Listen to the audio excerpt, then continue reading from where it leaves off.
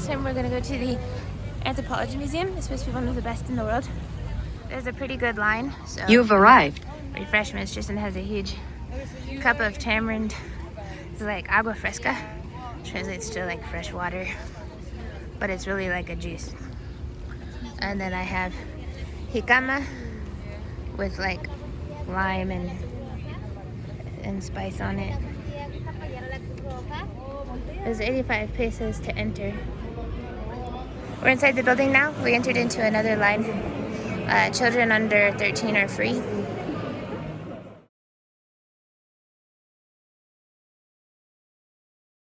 We're waiting for our tour. We're looking around and there's a ofrenda here.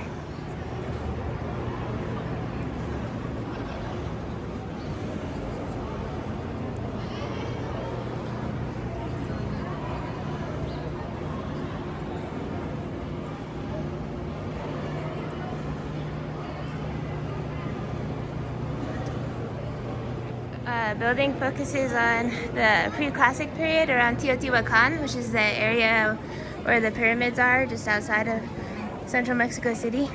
Basically the area that is in color there. These areas were mostly sedentary, and they had self-sufficient economies, a lot of ceramics, and they worked with stone. The pre-classic period begins with agrarian or agricultural societies, and by the end of the period, they have a stratified society on a state level. There were different types of development that occurred in the different areas that you see on the map. Part of the museum focuses on the development of the Central High Plateau from 2300 BC to the encounter with the Spanish conquerors in the 16th century. This is a relief map. It's a model of the Mexican basin.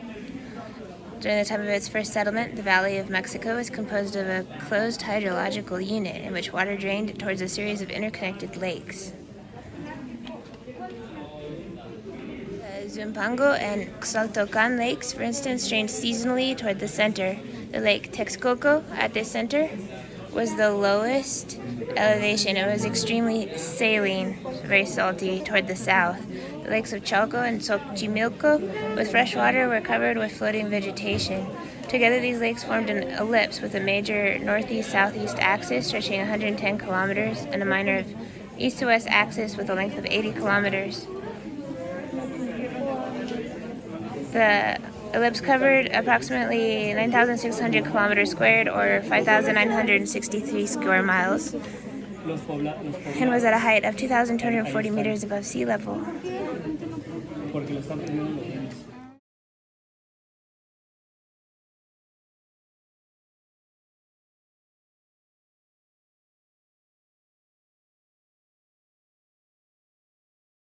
See some of the objects they manufactured.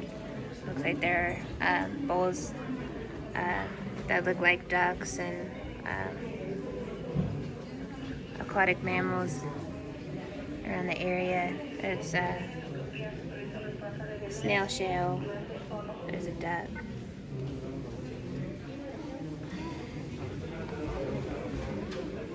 There's another duck. There's fish designs in that bowl there. And these artifacts represent land animals that were around at the time and were important to them, like cats, iguanas, armadillos, snakes, birds, dogs, etc. Clearly an armadillo. Figurine is of a woman carrying water. It's just representative of what daily life was like during this period. I think that's a figure of a man carrying a baby. So the sign says that there, up until the middle pre-classic period, there was no division of work based on gender. So males and females both participated in similar roles in the villages. And I think that the abundance of female figures that show an emphasis on female fertility and labor just show the importance of this concept of female fertility as it relates to the land and agricultural society and the earth bearing food for the community to eat. So this figure of an acrobat, that's sort of in a circular shape, is supposed to be representative of the circle of life. That's what our tour guide told us. The other side of the pre-classical building, there's this pretty little open-air walk space. It was found in 1963. It's believed to represent the god of death. And it was ofrenda, like an altar, to make sacrifices to the god. It says Complejo Muerte, which translates to complete death. Map of Teotihuacan. You can see the big pyramid is the pyramid of the sun, and there's little pyramids. Represents early Teotihuacan as it was in the pre-classic period. The sun and the pyramid of the moon and the citadel of Teotihuacan represent the oldest group of ceremonial buildings in Teotihuacan. It's believed that the pyramid of the sun was dedicated to the sun, and the pyramids were sacred places where they believed they could communicate with the gods. A model of a well from Teotihuacan. And these figures represent gods. So the figure with the two circles over its eyes represents the god of the rain. The rain is represented by an alligator. You can see representations. There's corn below the water, showing their focus on, again, the fertility of the earth and the importance of the connection between rain and their food source and farming. So this is a original stone carving that formed part of their, that was used for their original ball game. And it has designs in it that represent the day and the night.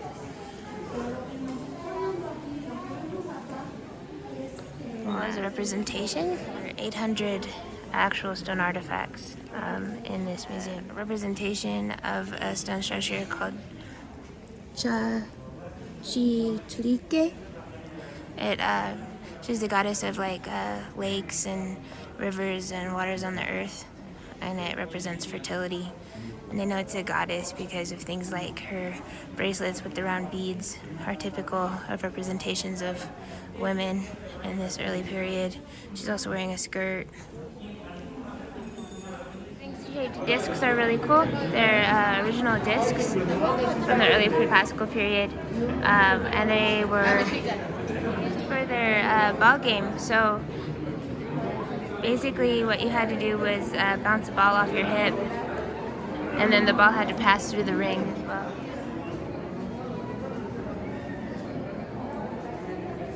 The plaque here says that the ball game was a celebration of life and death. The players had basically competed against each other, kind of like day and night, and the sacrifice of decapitation of one of the players permitted the continuation of the existence of the universe. These busts of the gods show that were found around the areas where they would play the ball games, show that the significance of life and death in the ball game. The plaque says, Imágenes de la muerte, images of death.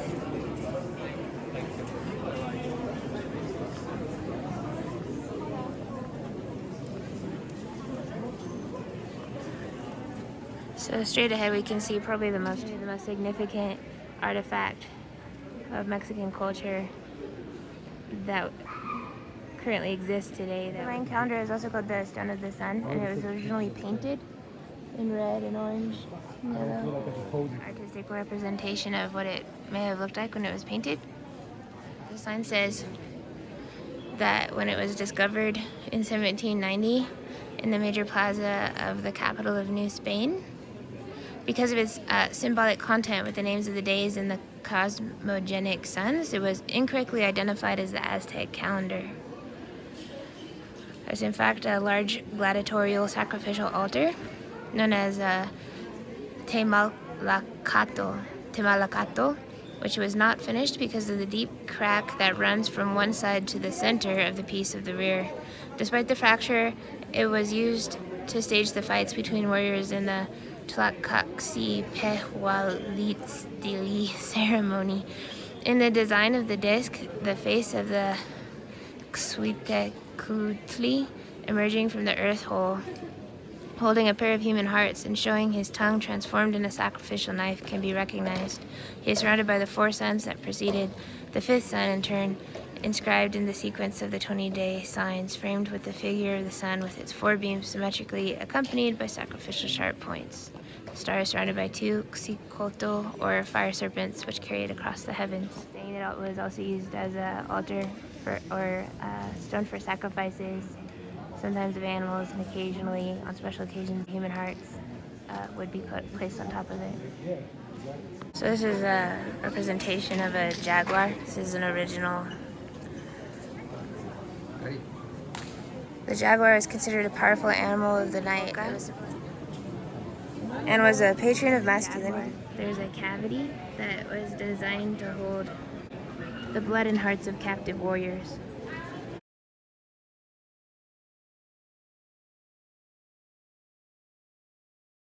So this round disc was discovered in 1988, and it's known by various names. One of them is the Stone of Montezuma. It was an ofrenda, altar, where they might sacrifice animals or possibly humans to the gods on special occasions. The stone include depictions of conquered enemies.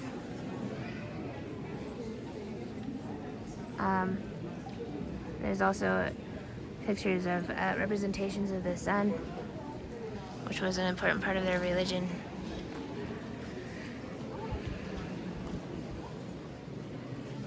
You see figures that depict death, like a skull, and plants that depict agriculture. So basically showing symbols of life and death that were sacred to their religion. Although the majority of the artifacts are these ancient carved stone pieces, they also have some exhibits of works made out of other materials like wood. Cool. It's a vase, an obsidian monkey vase.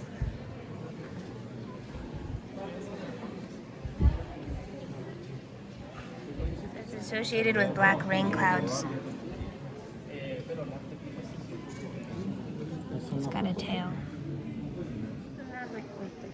This statue represents Mother Earth. It has 2 snake heads facing each other and shoulders made of snakes, and a skirt made of snakes. It's not original, it's a representation of an original piece. The book says it's a partially decapitated head.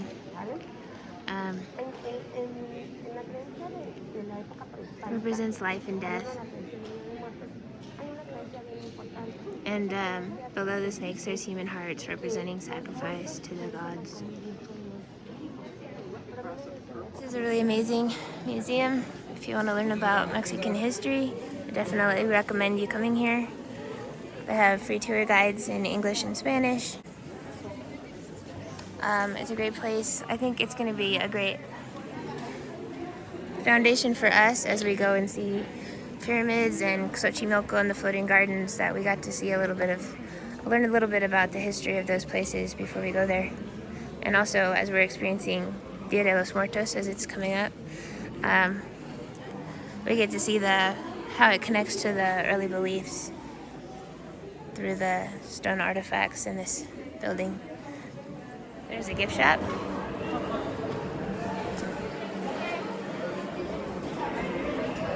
Basically with figures that pretty much represent things that were in the museum,